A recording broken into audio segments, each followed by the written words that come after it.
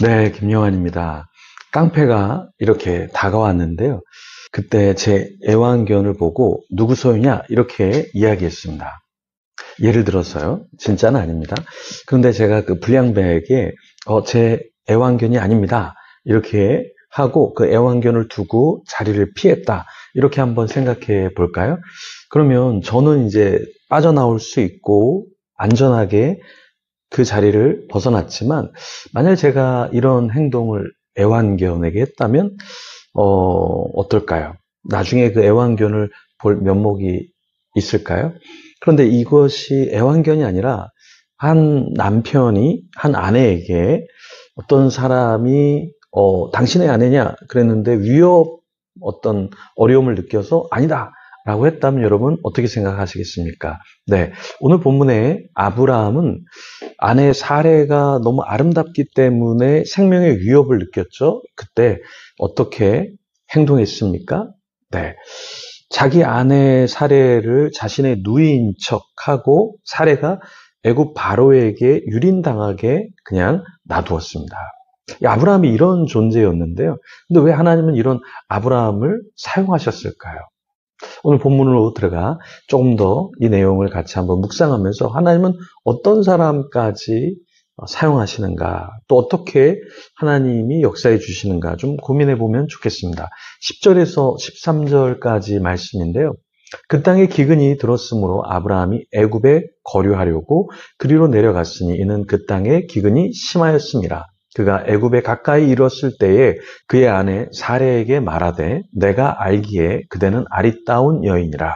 애굽 사람이 그대를 볼 때에 이르기를 이는 그의 아내라 하여 나는 죽이고 그대는 살리니니 원하건대 그대는 나의 누이라 하라. 그러면 내가 그대로 말미암아 안전하고 내 목숨이 그대로 말미암아 보존되리라 하니라. 그 땅에 기근, 먹을 게 없었을 때 아브라함은 어떻게 했죠? 애굽으로 내려갔습니다. 근데 여기 거류하려고 내려갔다라고 말하고 있는데요. 여기 거류하다라는 히브리어 단어는 구루라는 단어인데요. 이거는 잠시 나그네로 머무는 것을 말합니다.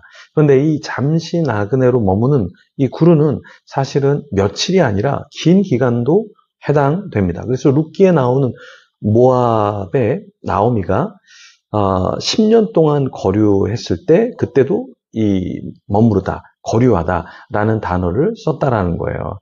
아브라함은 애굽에 이제 나그네로 있을 때 사레에게 무엇을 부탁했죠? 11절에서 13절 우리가 읽었지만 사레는 아름답기 때문에 애굽 사람이 사레로 자신을 죽일 수 있다 이렇게 생각해서 아브라함이 무엇을 사레에게 이야기하냐면 자기를 그냥 형제지간이라고 이야기해달라 이렇게 이야기합니다.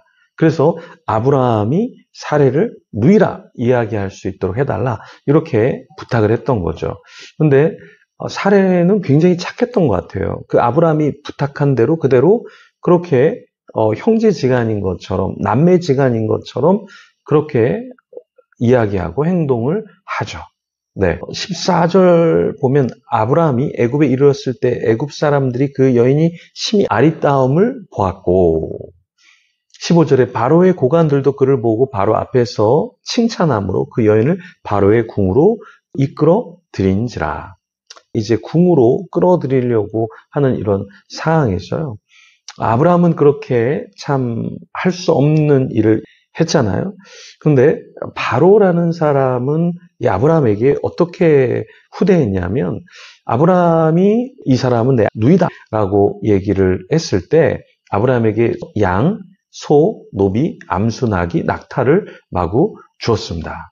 그리고 하나님은 바로에게 이제 나타나셔서 뭐라고 얘기하셨죠? 바로와 그 집에 큰 재앙을 내리겠다. 이렇게 말씀하셨습니다. 네. 그래서 18절에 보면 바로가 아브라함을 불러서 이르되 내가 어찌하여 나에게 이렇게 행하였느냐? 내가 어찌하여 그를 내 아내라고 내게 말하지 아니하였느냐?